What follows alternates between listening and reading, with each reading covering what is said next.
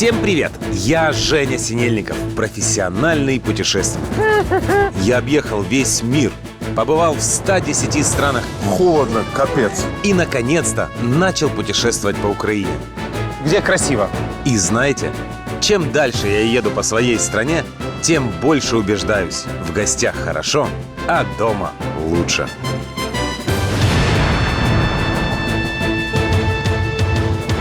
И именно поэтому мы приехали в Херсон. Херсон – арбузная столица Украины. Побратимом Херсона мог бы стать Нью-Йорк, потому что этот город тоже никогда не спит.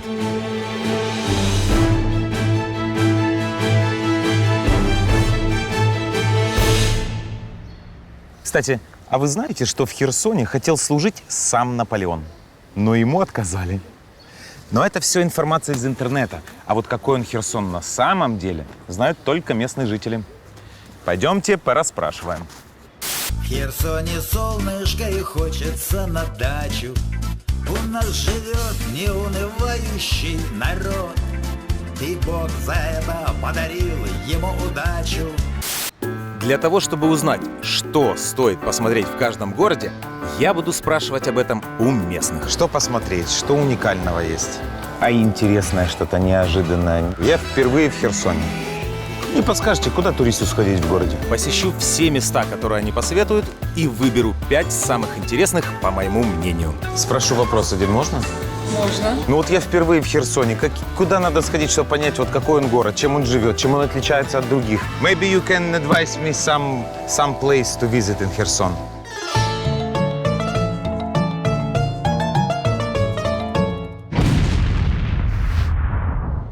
Есть там старый собор, крепость старая. В парк сходите. Там старая крепость, там Екатерининский собор, там вся история. Те же достопримечательности Свято-Екатерининский собор. Екатерининский собор. Как я понял, крепость и собор – это один комплекс исторических построек, с которого, собственно, и начался город Херсон. Херсонская крепость. Звучит очень многообещающе. Особенно, когда ты приходишь и видишь вот такие вот красивые ворота. Например, как эти петербургские. И думаешь, ну сейчас будет красивая крепость. Но вся крепость на этих воротах и заканчивается. А дальше вот несколько валов и ворота с другой стороны. То есть, по сути, это уже как бы не крепость, а ворота в крепость. Чего ты жалуешься? Красивые ворота, высокие валы. Пройди, погуляй. Кстати, есть интересный нюанс про Херсонскую крепость. Он длинный, но вы вслушайтесь. Смотрите. Обычно крепости строят для защиты города. То есть есть город и строят крепость, чтобы его защитить. С Херсонской крепостью все с точностью да наоборот. Здесь построили крепость, и для того, чтобы крепость функционировала, построили город. Но если бы атаковали, то город стоит раньше, чем крепость. Его бы первым захватили. Крепость была важнее, чем город. Если от ворот пройтись через тенистый парк, то выходишь к Екатерининскому собору.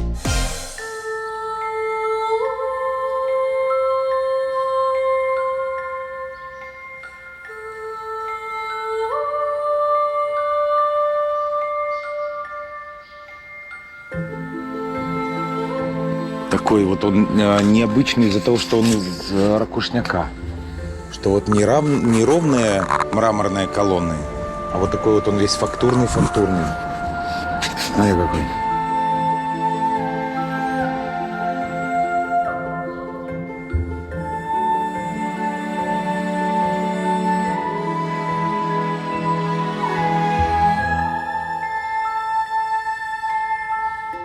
Если честно, я вот не очень фанат большой храмов, церквей. Больше отношусь к ним как вот к архитектурным наследиям. Но сюда стоит зайти, здесь красиво. Прям вот такое место, зеленые газоны, красивые старые храмы, ухоженные растения, розы, посмотрите, какие растут.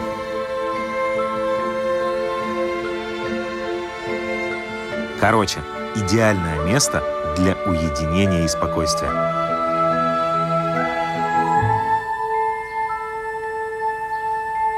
Очень уютное, ухоженное место. Очень красивый храм. Вот он такой необычный, его фактура, вот из-за того, что он сделал из ракушняка.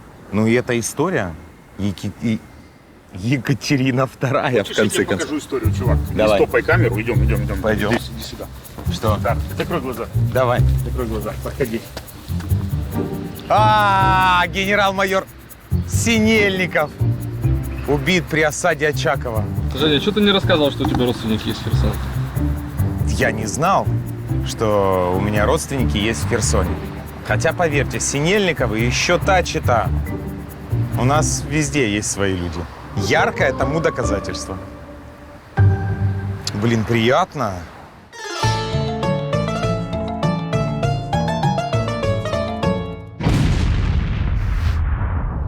В плавне на яхте. Наши плавни очень чудесные, живописные. Плавание это нужно лодку снимаете и вас туда везут. Ну и наши примечательные плавни. Единственные в Европе сохранившиеся. Единственный в Европе? Как это так? Везде уже осушены, а здесь единственный в Европе. Спасибо, хорошего дня. Единственные в Европе плавни. Поплыли. Здрасте, хотим плавни посмотреть. Все рекомендуют, отвезете нас. Сколько по времени? А сколько будет, смотря сколько будет по деньгам? 600 гривен. Да? Класс! Можно уделить. Давайте, супер, прекрасно. Просто обожаю, когда все складывается, когда сумма невысока, и продюсер спокойно раскошеливается. Смотри, как происходит. Вы просили говорить, сколько это стоит? Пожалуйста, 600 гривен.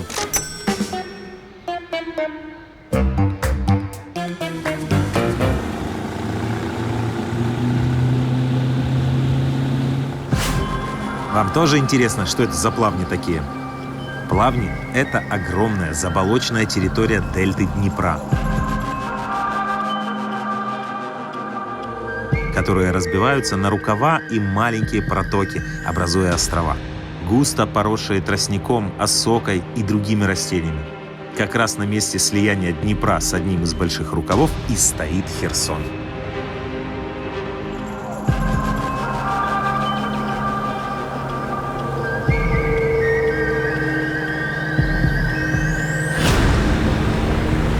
Знаете, что прикольно?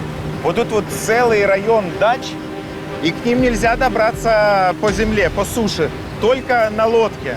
У них здесь свои магазины. Ну, то есть целый город построен, и все это привезено на лодке сюда. Амазонка? Скажи, как вы А? Как в Китасе, говорю, чем вам не Амазонка, да? Да, вот как да, же люди да. живут на воде, да.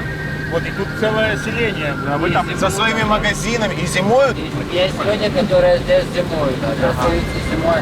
Лед, когда сильные морозы, становится речка, они пешком переходят. Вот это называется колорит. Класс.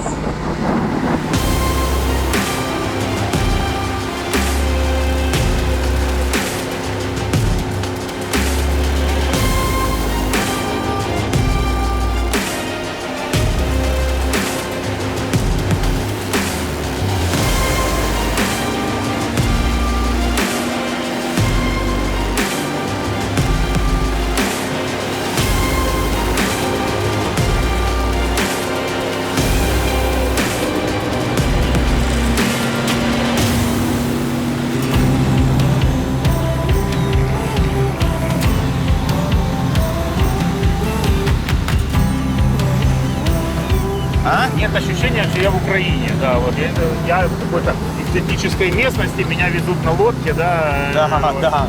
Это реально такая вот классная мировая достопримечательность.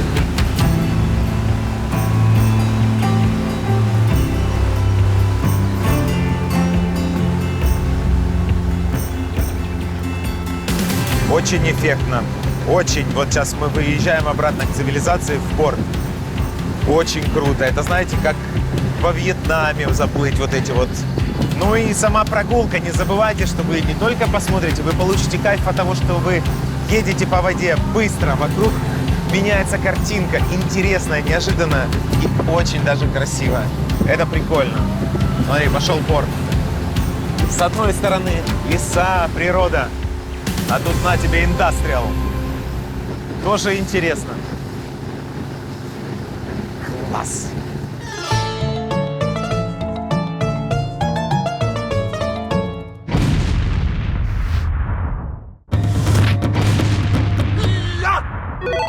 В каждом выпуске мы определим среднюю цену борща в городе. Я найду самый дорогой и самый дешевый борщ, попробую их и поделюсь с вами своими впечатлениями. Ну что, поборщим? Самый дешевый борщ я нашел в едальне пансионату «Медик». 8,22. Мне не повезло. Ну, правда, прям в этот день в столовой поднялись цены. Слушайте, как оказалось, обманывает реклама. Не 8,22, а 9,70. Но при этом он все равно остается самым дешевым в городе. Желтенький, сметанка. 350 грамм. Нужно отметить, что у столовой есть несколько бонусов. Во-первых, здесь вкусно пахнет. Во-вторых, работает кондиционер. А в-третьих, в борщ кладут сметану бесплатно. На первый взгляд, довольно-таки желтоват. Не очень красный.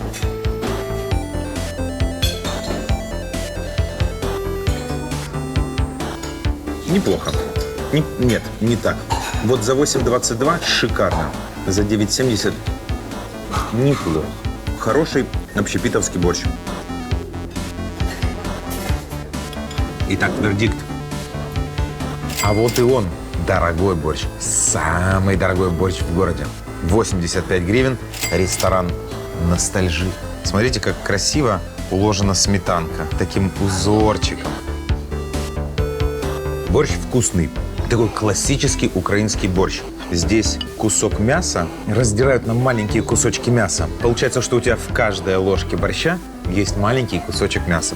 Наваристый, но в меру. Капусточка, морковка тоненькая, но хрустит. Мясочка кусочками тает во рту. Отлично. Но 5 я все-таки поставлю борщу в столовой. Потому что он почти в 10 раз дешевле и не в 10 раз хуже. В среднем херсонский борщ обойдется вам в 47 гривен и 35 копеек.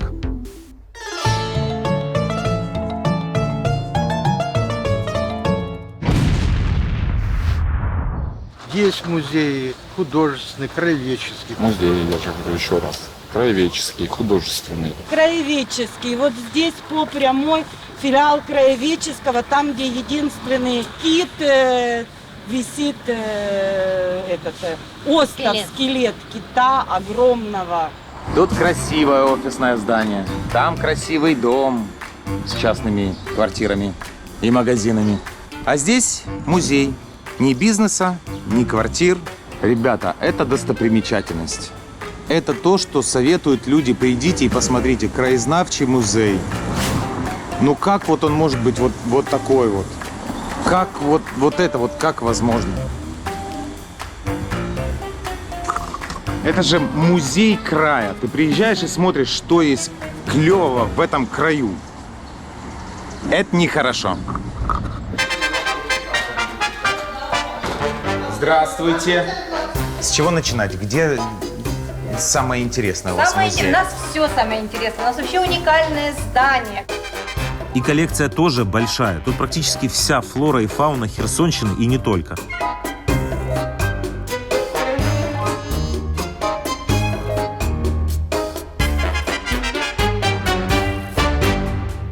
А наши экспозиции уникальные. Тем более вы увидите прекрасный музейный предметный экспонат наш. Это скелет усатого кита Финвала.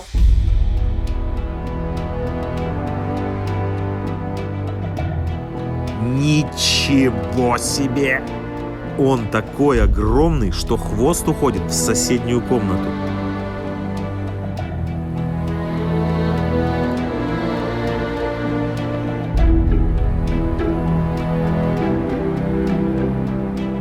Самый знаменитый скелет кита называется Финвал. Длина его 26 метров. Это настоящий скелет, да? Это настоящие кости, да, только кости. Да. Привезенный был нам в 1960 году выпускниками мореходного училища, которые работали на китобойной флотилии Советская Украина. И вот они решили сделать подарок городу. И вот привезли, они ремонтировали свои суда на заводе Куйбышева и привезли вот этот скелет кита. Здесь его были изготовлены специально металлические чаны, их вываривали, обезжиривали, а затем подарили музею. Как можно вырасти 30-метровое тело, питаясь планктоном? Практически все использовалось в производстве. И мясо раньше делали консервы. Ну, у них мясо по цвету, как говядина, получается. Тоже употребляется в пищу.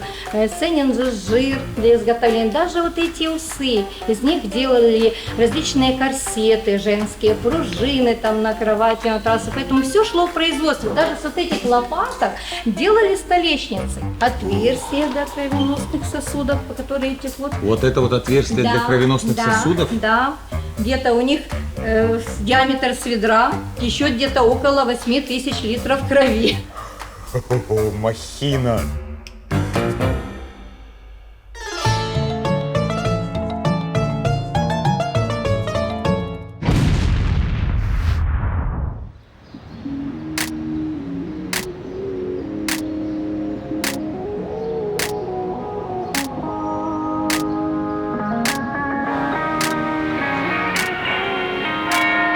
Вы знаете, друзья, всегда в начале программы хочется сделать ролик о красивом городе.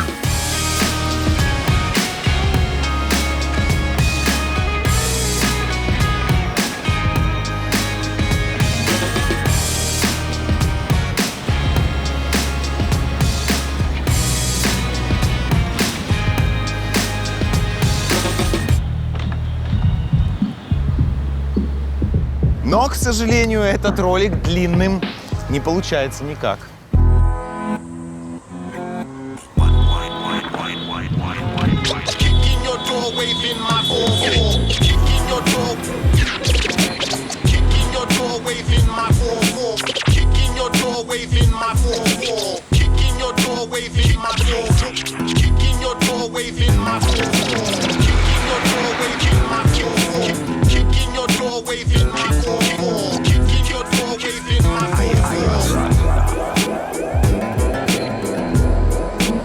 Блин, такая красота просто пропадает. И такого прям много. Такого прям действительно много в городе. Бывают перекрестки, где с 4 сторон стоят заброшенные дома. Красивые и заброшенные дома. И тут же мы выходим, пожалуйста. Хороший ресторан. Наверное, не знаю, не был. Ну, то есть, вот такой вот разношерстный город. Вот тут вот нотариус, и дом красивый. А если дальше пройти, то нотариус заканчивается вот тут. И как бы это уже не мое, не хочу, попишу, порисую. Блин, ну как так может быть? Вот как может быть вот до такой степени четкая граница? Вот это чье-то. Человек делает бизнес и хочет делать красиво. А это коммунальное.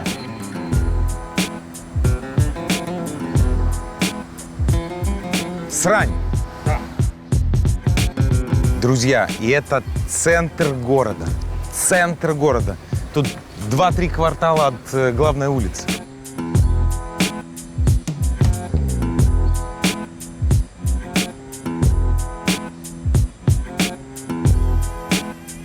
Уважаемые туристы, хочу дать вам один совет.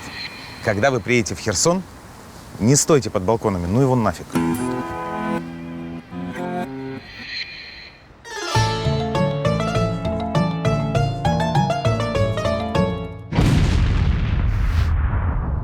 Закажите экскурсию в Херсонские дворики. Она атмосферная, она отличается от всех других, а вас проведут по тем дворикам, где я даже жительница Херсона никогда там не была. Это вот старый город, она действительно интересная. Вот там, кстати, ребята проводят экскурсии, очень хорошие, достойные.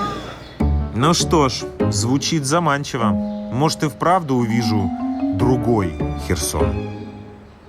Херсон. Кава, сувениры, экскурсии. Нам Туда. Так. Сувениры.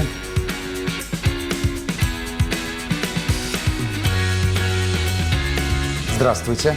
А можно мне американо черный и экскурсию? Здесь с собой. Экскурсию с собой. Экскурсию с собой, американо. Американо тоже. Что вас интересует по экскурсиям? А что у вас есть? У нас есть все.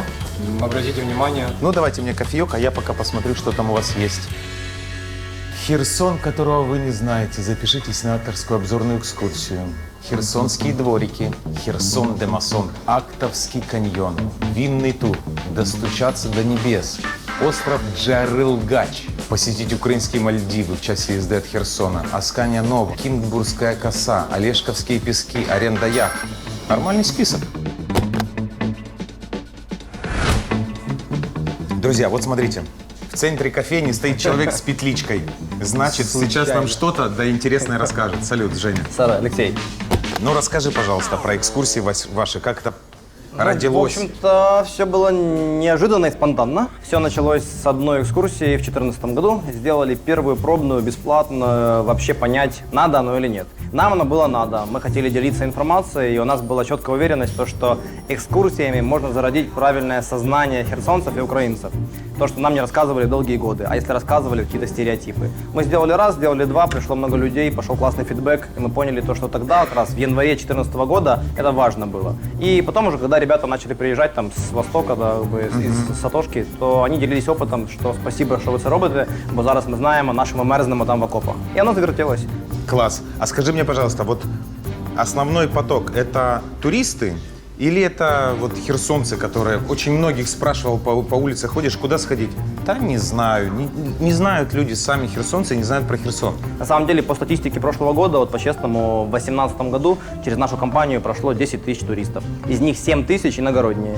И только 3 это вот местные. Поэтому вот кофейня, она родилась, опять-таки, из необходимости. Мы сами любим кофе. Мы ходили рядышком, пили, а потом подумали, надо какой-то сделать маленький хаб, место, куда бы гости, туристы приходили. Перед экскурсией, не знаю, пудрили носики, пили кофе и дальше начинали. Ну и поставим один столик, 2. Ну и витрину. Ну и баночку с печеньем. 25 посадочных, да, уже полная кофейня. Огромное количество сувениров. сувениров. Да. Начинали тоже с нуля вообще, не было сувениров. Там, кроме матрешек и ложек с икрой, как на Андреевском, то вот магнитики, потом открытки, потом футболки и понеслось. Слушай, ну вот какую посоветуешь? Ой, знаешь, всегда это сложный момент. Моя любимая это либо Херсон де Масон, либо Херсонские дворики, если говорить про город.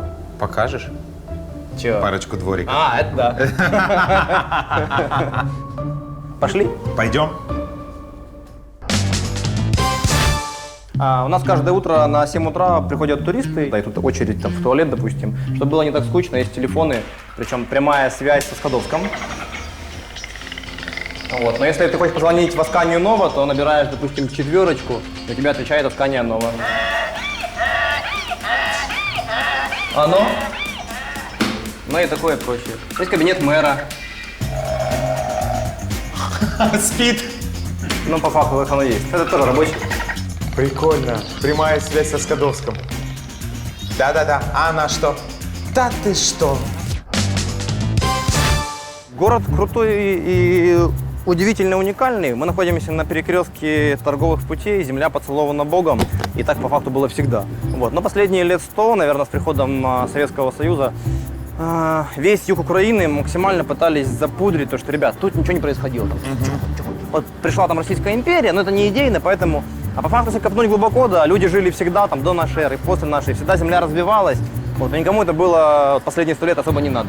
Поэтому про самоидентификацию говорить не приходится. Город очень прикольный с архитектурой даже. Дикая эклектика, где-то классицизм, есть модерн, там какие-то лица Гераклов, сатиров, как бы. Но опять-таки, из-за того, что не привили любовь к тому, что, ребят, вы живете в классном месте, херсонцы часто ходят с зашоренными глазами, такие, поднимаешь им голову, смотри, а кто это сделал? Это лет 200 висит уже, давно. Так и живем. Пойдемте вон к Потемкину. По поводу вообще Потемкина, сейчас вот к его памятнику подойдем, к монументу. Забавная история, по большому счету, его очень многие, всегда будет лучше. А его не любят, потому что вот он сечи разграбил, казаков загнал, и вообще враг Украины. На самом деле, я очень люблю вот отсюда ракурс, потому что он стоит с флагом Украины как раз.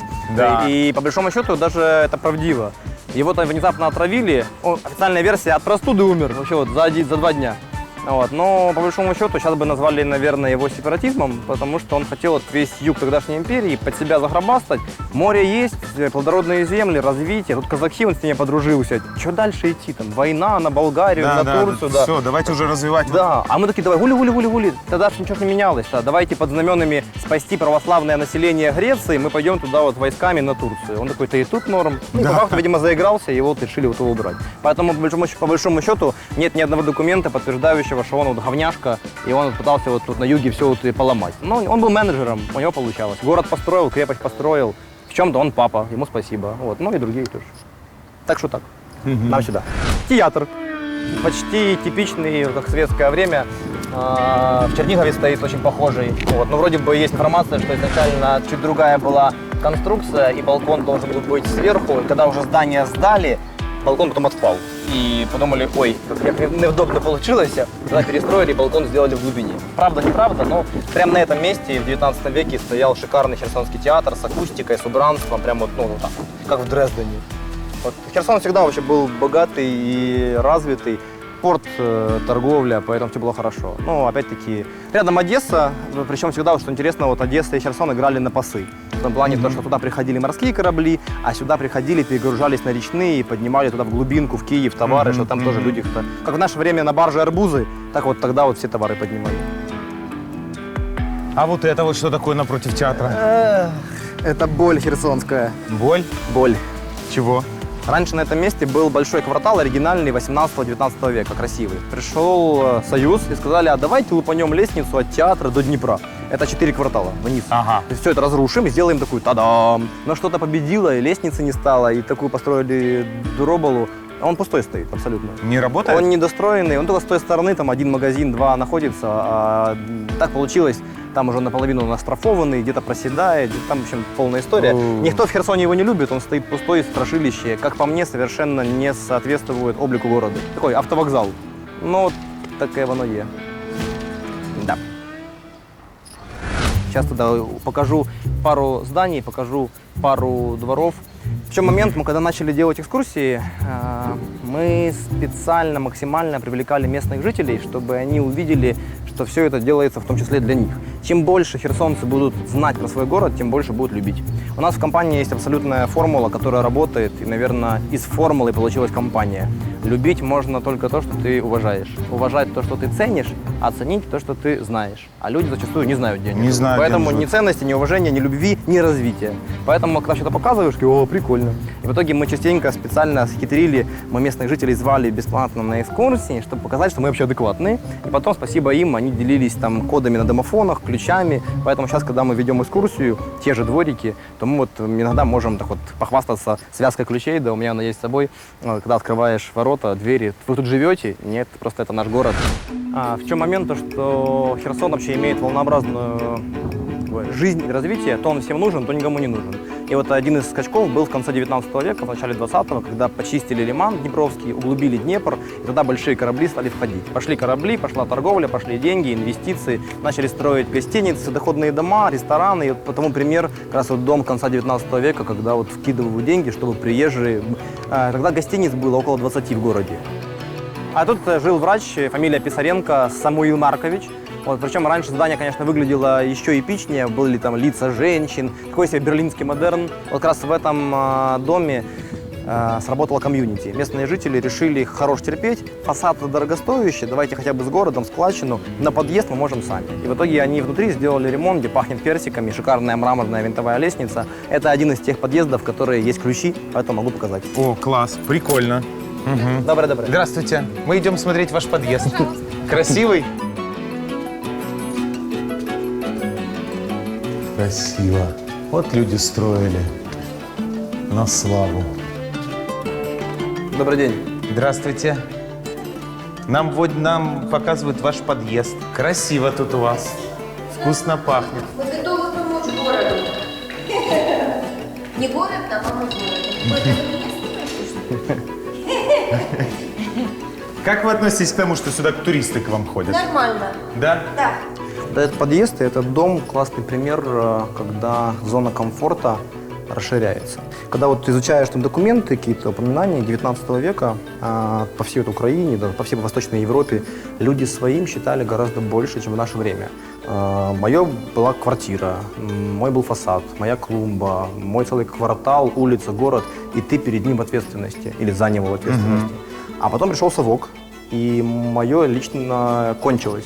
Стала комната, либо даже полкомнаты, кровать, матрас в лучшем случае. И то могут отобрать, переселить. И, там, не знаю, в подъезде грязно, дворник Соседи, не такой. да, а в наше время вроде у всех уже квартиры, и все равно вот вавка осталась в голове. Мэр не такой, депутаты виноваты, соседи дураки, а я Д'Артаньян. Вот, и когда вот постепенно меняется в головах, зона комфорта расширяется. Ты понимаешь, что хочешь, делай.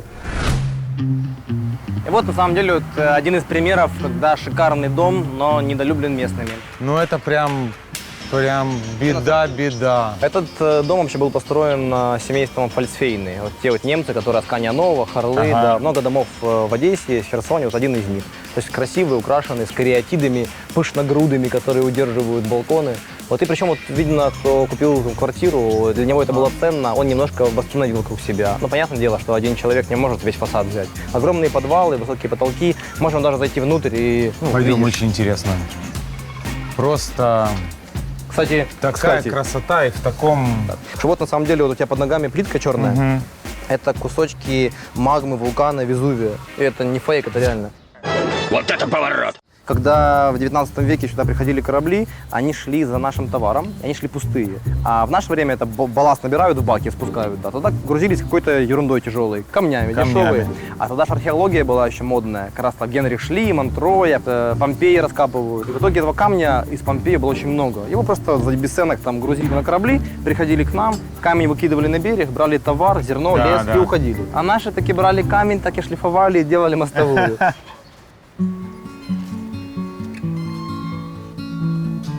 Ой-ой-ой, какое богачество.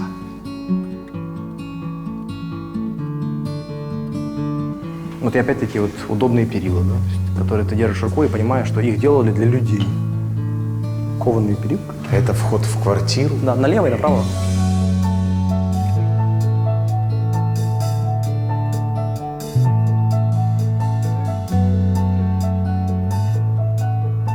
Иногда приходится по подъездам говорить в полголоса, потому что не все еще местные привыкли, что в их подъезд приходят для красоты. Фотосессии или порисовать.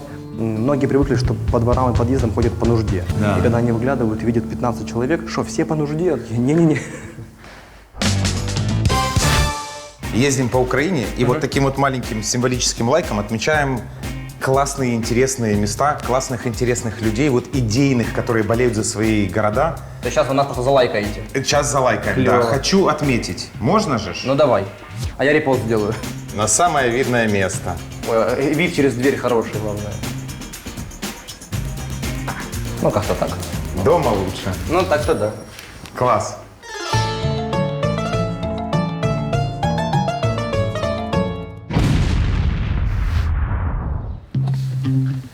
Рубрика «Интересный блогер». Пойдемте знакомиться. Друзья, я вас сейчас познакомлю с топовым ресторанным критиком. Интересно? Заинтриговал? Пойдем. Блогера я нашел не сам. Мне его посоветовали. Наклейку просто увидел. Есть паренек в Херсоне, ему лет, не буду врать сколько, но небольшого роста. Вот он психанул, решил, что он тоже будет ревизором. Как когда-то вот ревизор был всеукраинский, а этот херсонский. Он приходит все очень чинно, аккуратненько, с белыми перчаточками, с камерой. И он уже 3-й сезон, по-моему, снимает по разным заведениям. И вот тоже свои налипки лепит, там, одобрено, не одобрено. Инспекция да? С Ильей. Его зовут Илья, да, у него своя уже команда, их там, по-моему, 3 человека, операторы такие, ну, блогер условно, на Ютубе. Прикольно. Доброго вам дня. Доброго нам дня. Да, салют. Здравствуйте. Здравствуйте, друзья. Знакомьтесь. Это Илья. Это Женя. Да. Программа «Инспекция с Ильей», 5-й юбилейный сезон. Прямо сейчас в пиццерии Челентано. Илья – это местный ресторанный критик, так сказать, Фреймут на минималках. Мы приехали в город. Да. Ходим, бродим. У нас есть рубрика «Мы ищем интересного блогера». И всегда все блогеры снимают о себе любимом. Вот я качаюсь, вот мы вайны снимаем, еще что-то. А ты снимаешь про город. Да. Это очень круто. Как родилась идея? Ну, грубо говоря, сидел в ресторане, да, какие-то, вижу тут недочет. Почему бы не создать какую-то программу, которая показывала бы сервис в Херсоне? Сколько тебе лет? 14. Сколько ты этим занимаешься? Будет 3 года весной. Зарабатываешь на этом деньги? Не особо. То есть это больше имиджевая просто площадка, чтобы высказаться, да? Высказаться и, возможно, какая-то площадка для моего будущего журналиста. Слушай, ну круто вообще, молодец. Сейчас мы идем непосредственно наблюдать за процессом производства нового вывода, да? Да. Да, куда идем? Что будем? Идем в семейный ресторан Аль Капоне. Он входит в топ-5 ресторанов, но посмотрим, оправдает ли ожидания. Слушай, класс, ну пойдем, интересно понаблюдать. Пошли. Мы забронировали столик на летней площадке. На летнюю площадку это совершенно не похоже. Это похож на основной зал. Мы начнем традиционно с отзывов с Google карт, которую пишете вы. Ну, здесь не идеально чисто, я бы сказал, даже грязно. Курица нежная, не пересушенная. Сухарь сухой, будем проверять дальше. Если пока есть минута, да. Расскажи, как все происходит, вот как ты оцениваешь? У нас есть 5 стандартных критериев: чистота, комфорт, цены, еда, напитки и обслуживание. Если 2 минуса, то ресторан, супермаркет получает разочарованно. Вот. То есть, подожди, 2 из 5 это разочаровано? Да, если 1, можно, еще смотря насколько хороший ресторан, если действительно есть какой-то потенциал, это можно исправить там в считанные минуты, то тогда, в принципе... Ну, типа пыль протереть, да? Ну да, вот в таком плане. На кухне пока зайти не сможем. Вот. Я очень надеюсь стать все-таки журналистом, получить пресс-карту, и тогда... И требовать уже, чтобы Да, открывали. уже требовать. А сейчас пока что... Мы провели инспекцию в семейном ресторане Аль Капоне на Таврическом. Я готов с вами поделиться своим мнением. А как вы вот разрешаете ребятам? Пришли нормально? Нам нечего скрывать. Ну, то есть вы норм к этому, да? Мы норм вообще. Мы даже поддерживаем такое. Класс. Пункт чистота. Мы возвращаемся к нему. Ребят, у вас, пыльно. Очень круто, очень круто. Он ее отчитывает, у вас цветы грязные. Она стоит и говорит, да, вытрем.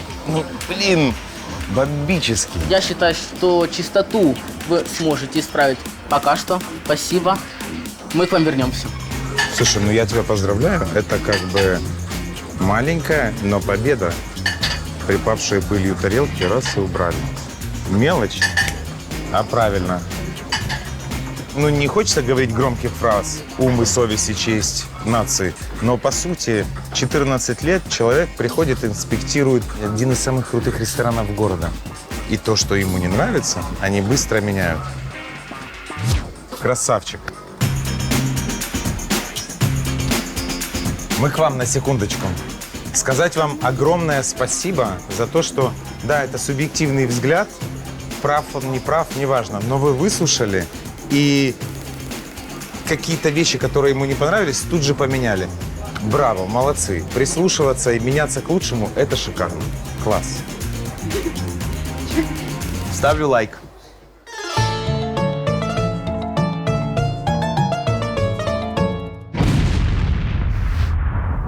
Посоветуйте, куда сходить в городе. Я бы посоветовал для меня сейчас самое интересное, что есть в Херсоне, это Урбансад, потому что это место, где постоянно идет какое-то творческое движение, и я просто рекомендую бежать туда прямо сейчас.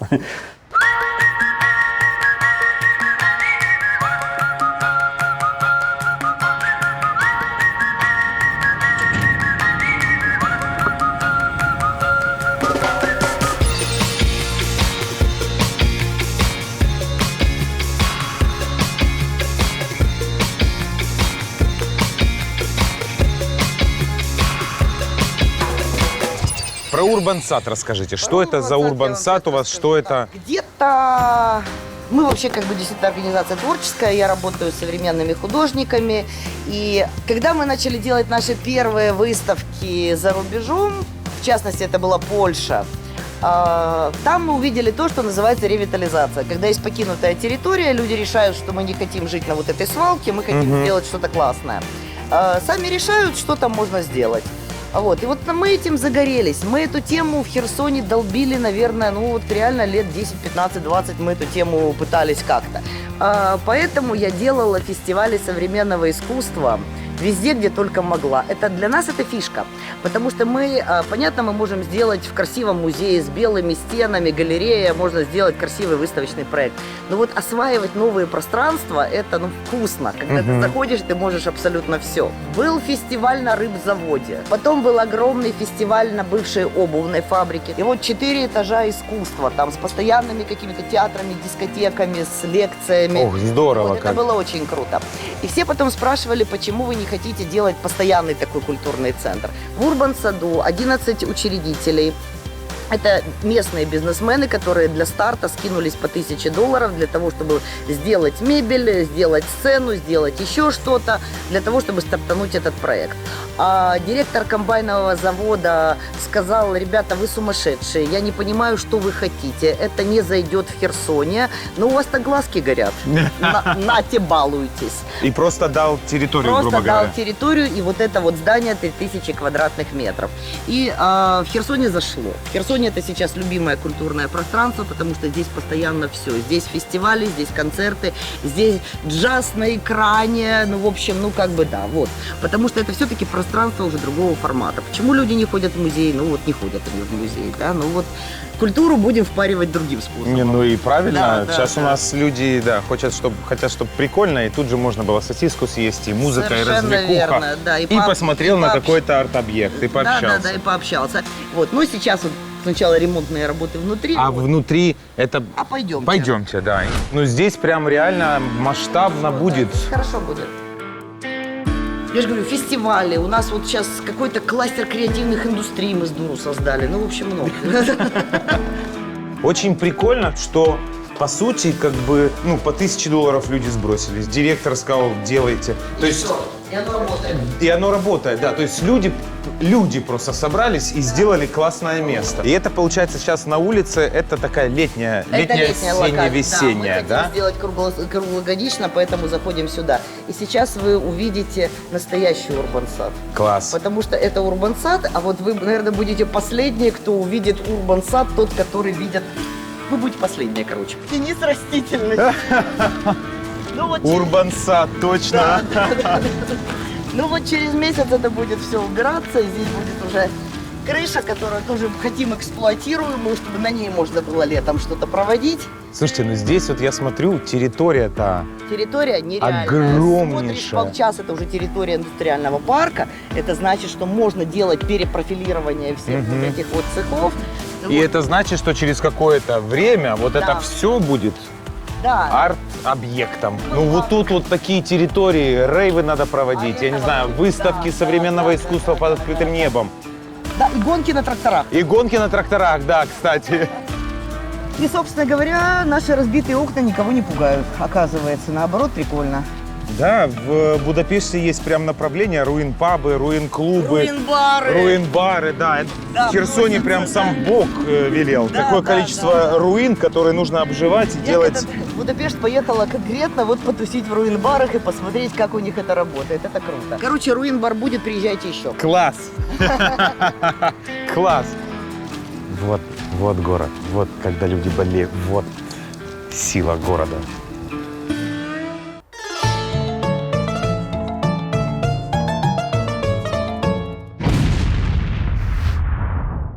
Ну и какой же Херсон без арбузов? Но простым арбузом уже никого не удивишь, поэтому я нашел кое-что необычное.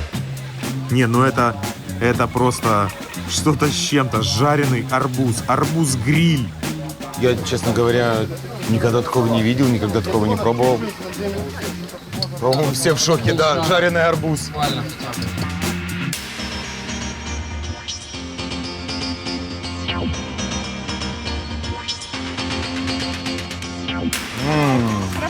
Херсонский жареный арбуз. Красный, Спасибо желтый, большое.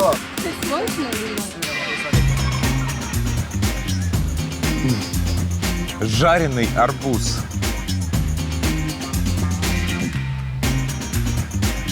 Это арбуз. Вот внутри он не поменял своих качеств. Он сочный, ты его вот кусаешь, и он аж выпускает это вот весь свой сок, такой сочный. Но сверху он конкретно вот как овощи-гриль. Обычно арбуз холодненький, да, ты покушал, вроде и попил. А здесь получается такое ощущение, как будто это у тебя второе блюдо, но и суп. Очень необычно.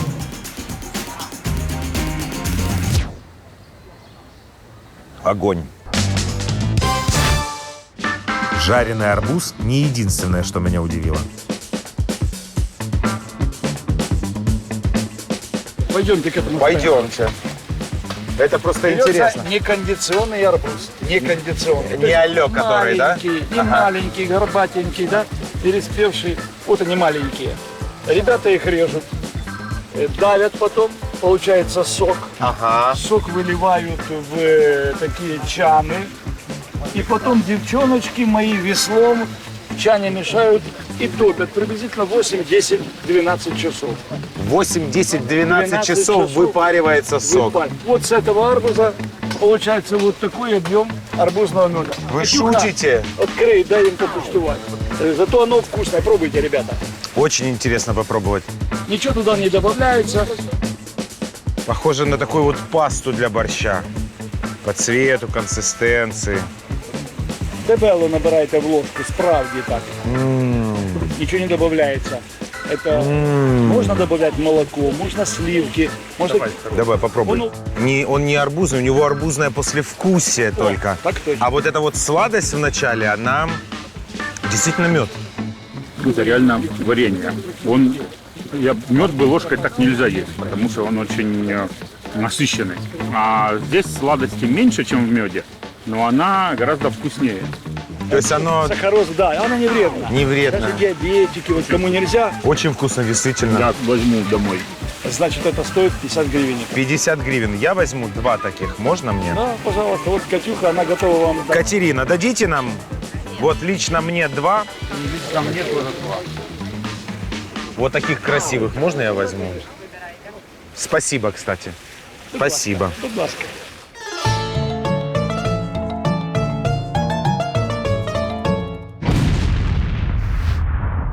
Улица Суворова. По Суворова прогуляйте можете до конца. Вот, кстати, Суворовка – это, по сути, душа города. Ну, вот это самый центр Суворова. Суворова как основная пешеходная, скажем так, артерия нашего города. Ну что, улица Суворовская, улица Суворова. Хотя херсонцы называют ее Суворовской, так что улица Суворовская. Пойдем смотреть.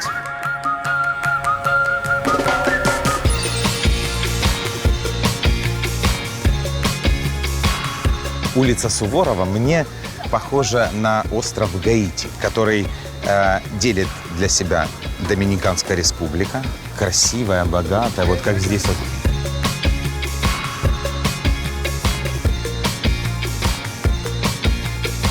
И Гаити, где не очень хорошо. Тут недострой, тут просто какие-то заборы. Все, закончилась цивилизация.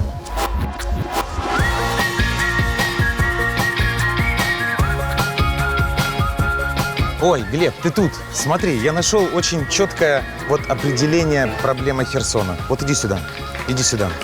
Вот смотри, красивое было дерево. Его вырезали, реально красивый арт-объект. Но пешеходная улица находится там. Пойдем сюда.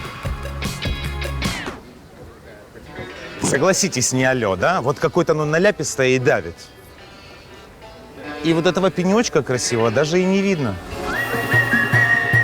Глеб, хватит снимать-то. Иди сюда.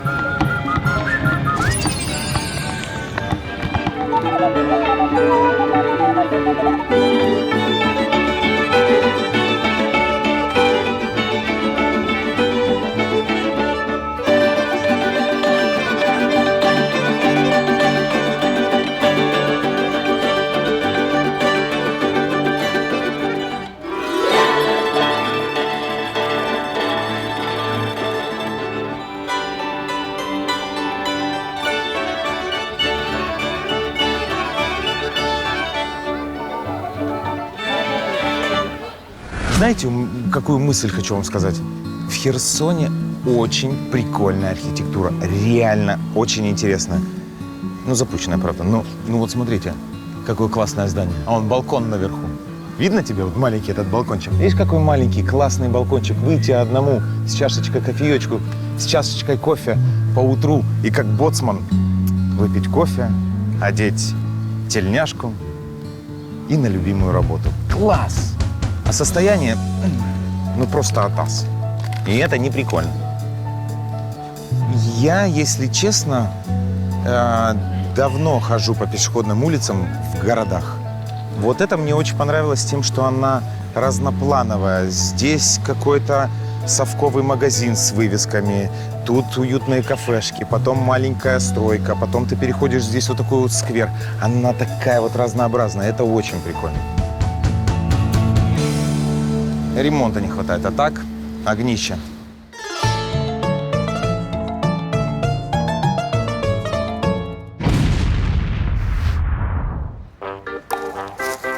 Да, друзья, слышу, приближается рубрика «Выбор таксиста». Но так как мы не на дороге, а на железнодорожном полотне, вы уже поняли, выбор таксиста будет необычный.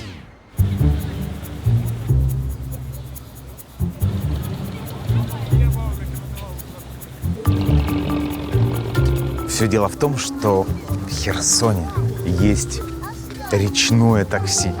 Здравствуйте. А это такси? Вот сможете нас отвезти вот в хороший ресторан на воде? На террасу. На террасу. На террасу? Хороший? Да, он прямо на воде находится. Что за канал? Спасибо большое.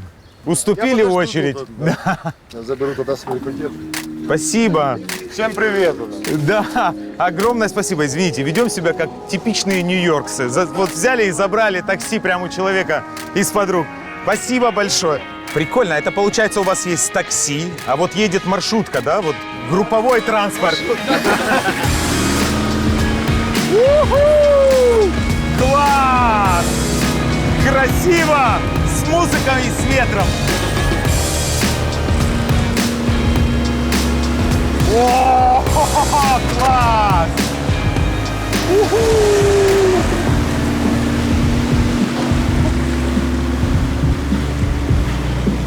Вау! Ребята, это кайф!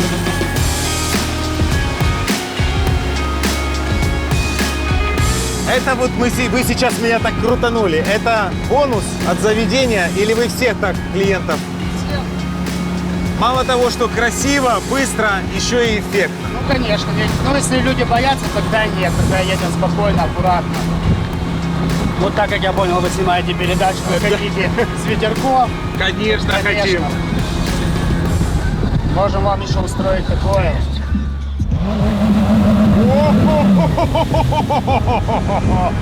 Класс! Вот это класс!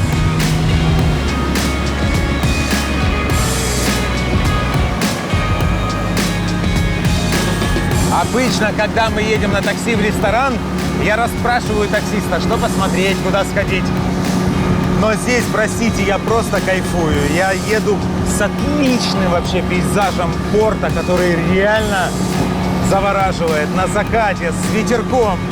В лучший ресторан города. Красота!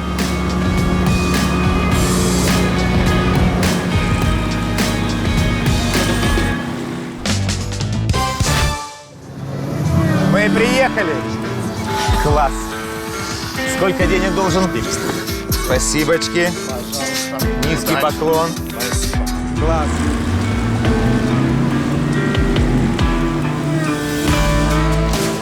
На лице прям вот детская улыбка. Не знаю, может быть, это ветром надуло эту улыбку. Не могу теперь ее убрать. Либо, ну, прям кайф. Итак, ресторан, терраса. Ищем самое дорогое блюдо. 190, 234, судак в нежном сливочно-икорном соусе, 234 гривны. Ну, как бы, это самое дорогое блюдо. Но это меня сейчас меньше всего интересует. Меня интересует, что же мы будем заказывать. Хотим ваше фирменное блюдо. Посоветуйте. Чтобы мы не... Ребра карпа с пикантным соусом. Ребра карпа? Ребра карпа. Ребра карпа? Ребра карпа. Это как? Это белковая часть ребра. Ага. Крупная косточка под гарнир из спаржевой фасоли. Вкусно? Бомбезно. Давайте. И нужно ему что-то подобрать. Стейк филе миньон, картофель запеченный как гарнир, 3 шоколада, муссовый тортик на десерт. Все-то ему вкуснее получилось, мне кажется. Я одними ребрами, наверное, не наемся. Может, салатик какой-нибудь еще. Возьмите овощное, это будет самое местное. Спасибо. Здоровья. Ничего, что мы снимаем тут у вас? Вообще очень свободные люди. Как-то вот все легко здесь. Хорошо. Боже, как это все вкусно выглядит. Я думал, сейчас будут ребра карпа. Карп и его ребра. Это карпище какое-то. Извини, я не удержался. Женя, я еще не открывал. Но ты уже кадранул крупно. Женя, вернись.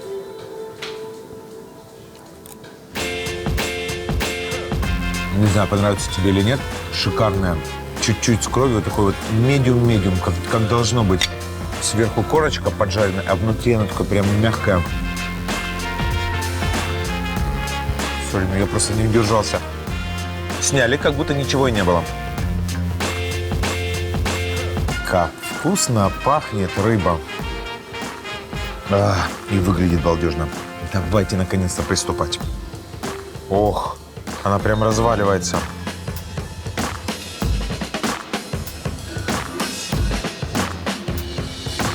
Как хорошо, что мясо мы взяли тебе, Глеб, а рыбу мне, она божественна. Такое вот упругое прям мясо рыбы. Это не рыба, вот как обычно. Очень поразительно. Она, с одной стороны, вроде как плотное прям мясо, но при этом ее не нужно напрягаться и жевать, она прям разлазится. И очень прикольно, действительно, такие большие кости, и все, и у тебя получается прям стейк. Правда, очень вкусно. Если вы мне не верите, зову специалиста. Мус, иди сюда. Мус специалист во всем. И по ребрам карпа тоже.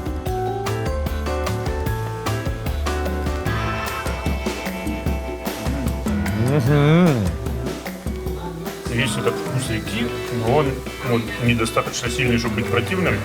Да, такой вот да. послевкусие легкое Да, есть. да. И мне нравится, что вот такое она вроде как нежная, и в то же время структура, мясо, да, вот как не мясо. Прям, да, как будто это тунец. Да. Похоже, да. Очень. Речной тунец. Речной тунец. Восторг. Херсонцы. Я вам очень рекомендую прийти в это заведение и попробовать эту рыбу. Она достойна похвалы. Очень вкусно. Ну, если вы не были еще. Дорогой таксист, хочу тебе сказать, мало того, что ты как таксист очень крутой, так еще и место посоветовал. Ну, просто зачет.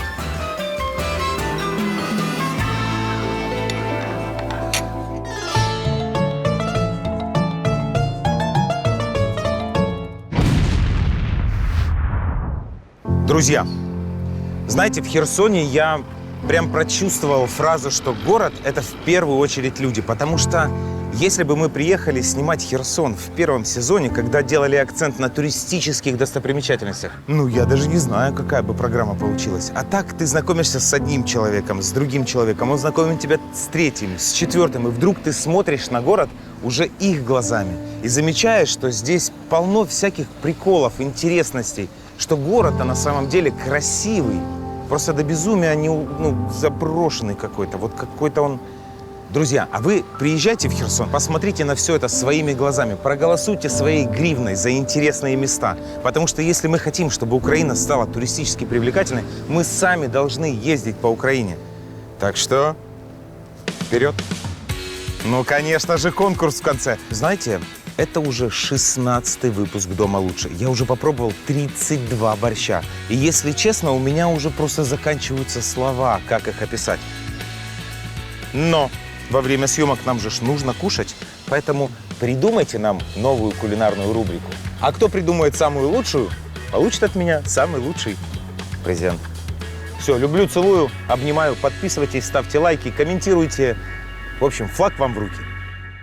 Друзья, низкий вам поклон, что досмотрели до самого конца, и не зря, потому что в конце у нас что? Раздача слонов! Победители конкурсов из предыдущих выпусков. Сегодня я подарю вам 3 вот такие вот сумки от наших друзей Hard Ride. Прикольные, клевые, крепкие. Итак, Хмельницкий. В Хмельницком я просил вас придумать антагониста, противника для Хмельмана.